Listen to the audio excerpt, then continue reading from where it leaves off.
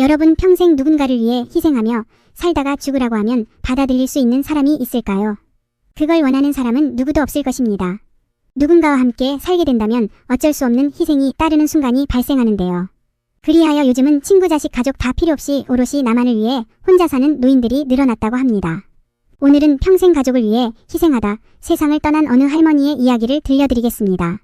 가족을 위해 희생하기만 할 뿐 자기 자신을 위한 인생은 한 번도 살아보지 못한 채 세상을 떠나셨는데요.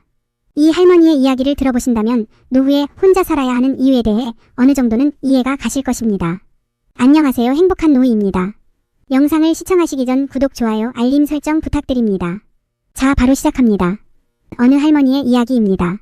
이 씨 할머니는 일찍이 결혼하여 아이 넷을 낳았습니다. 집이 부유하지 않은 탓에 남편과 할머니 모두 안 해본 일 없이 열심히 일하였지요. 그렇게 정신없이 사는 와중에 남편이 지병으로 쓰러지게 되었습니다. 자식 넷에 남편 병간호를 하느라 할머니는 더 바빠지게 되었지요. 그러나 자식들은 할머니의 속을 알 리 없었습니다. 이것저것 해달라고 하기 바빴으며 자기 원하는 것을 들어주지 않으면 떼를 쓰고 난리였지요. 그러나 할머니는 아빠가 아파 집에 안 계시는 빈자리를 채워주기 위해 더 노력했습니다. 투병 생활이 5년 이상 길어지던 시점에 남편이 세상을 떠나게 되었습니다. 할머니는 세상이 무너져 내리는 슬픔이었지만 남겨진 자식을 생각하면 눈물 흘릴 틈이 없었지요. 정신없이 일만 하던 세월이 20년이 지나버렸습니다. 슬아의 자식들은 모두 자기 짝을 찾아 떠났고 할머니도 이제 할 일을 다하였으니 좀 쉴 수 있겠구나 생각했습니다. 그러나 세상은 할머니를 가만히 놔두지를 않았습니다. 이번에는 친정에 계신 어머니가 치매 증상을 보인다는 소식을 듣게 되었습니다. 할머니에게 형제는 오빠 하나와 남동생 하나가 있었는데 동생과 오빠 모두 어머니를 요양원에 모시자고 하였지요. 그러나 할머니는 그렇게 할 수 없었습니다. 나를 낳아주시고 키워주신 어머니를 요양원에 보내버릴 수는 없는 노릇이었습니다. 이제 자유를 찾은 듯 했지만 어머니를 위해 집에서 치매 어머니를 모시기로 마음먹었습니다. 그렇게 어머니를 모시게 되면서 할머니는 2배로 바빠지기 시작했습니다. 낮에는 일을 나가야 하는데 집에서 어떻게 지낼지도 모르는 어머니 때문에 일도 그만두게 되었고 생계를 책임져야 하니 요양보호사 일을 시작하기 위해 공부를 하게 되었습니다. 예전에 남편 병간호를 했던 것을 생각하고 치매 어머니를 모시는 일을 너무 쉽게 생각했습니다. 남편 병간호 하는 것보다 치매 어머니를 모시는 일이 5배는 더 힘이 들었지요. 어머니는 늘 밤이면 일어나 나를 못 알아보는 얼굴로 소리를 지르시고 이상행동을 하기 시작하셨고 낮이면 나에게 미안하다며 눈물을 흘리시거나 늘 잠에 취해 계셨습니다. 다 큰 아이를 돌보는 일과 같은 치매를 상대하려니 할머니의 몸도 지쳐만 갔습니다. 어느 순간부터 밥이 잘 안 넘어가기 시작하였고 제때 잠을 자지 못해 불면증에 시달렸으며 자꾸만 머리가 아파왔습니다. 그러나 할머니는 내 몸을 돌보는 것보다 본인의 어머니를 돌보는 시간도 부족하였기 때문에 본인의 몸에 대해 신경 쓸 겨를이 없었습니다. 그렇게 10년을 고생하였습니다. 어머니는 돌아가셨고 임종 직전에는 제정신으로 돌아와 딸에게 미안했다, 고마웠다는 말을 남기고는 세상을 떠나셨습니다. 할머니는 한편으로는 좀 후련한 마음도 들었습니다.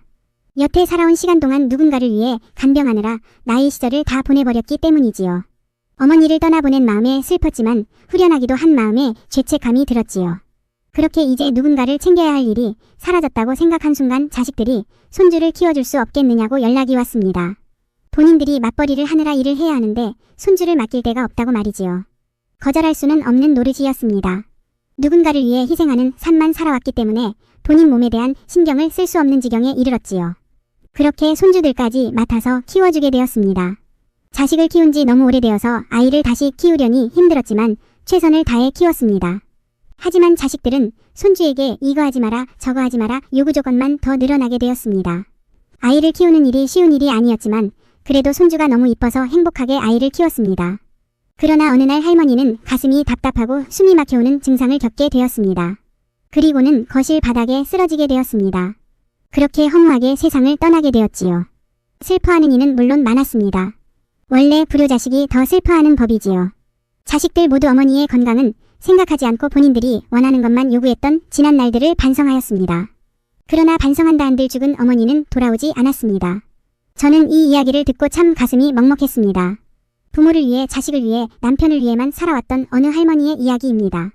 어떠셨나요? 누군가를 위해 희생하고 책임지는 마음은 좋지만 나를 챙기는 모습은 하나도 볼 수 없었습니다.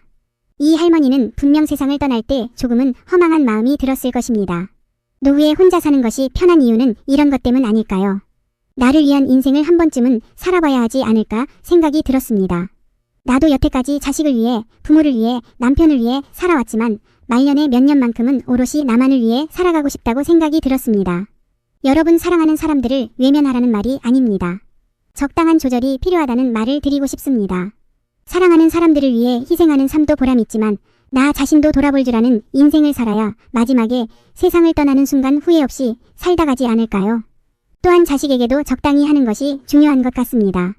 우리 부모들은 자식에게는 한없이 약해지는 것은 당연한 일이지만 그래도 적당한 거리를 유지하는 것도 비참한 임종을 맞이하지 않는 방법 중에 하나라고 할 수 있겠습니다. 오늘 영상 유익하셨다면 구독, 좋아요, 알림 설정 부탁드립니다. 영상을 끝까지 시청해주신 여러분 모두가 행복한 노후를 맞이하시기를 기원드립니다. 세상의 모든 노인들이 행복한 노년기를 보낼 수 있도록 기원합니다. 감사합니다.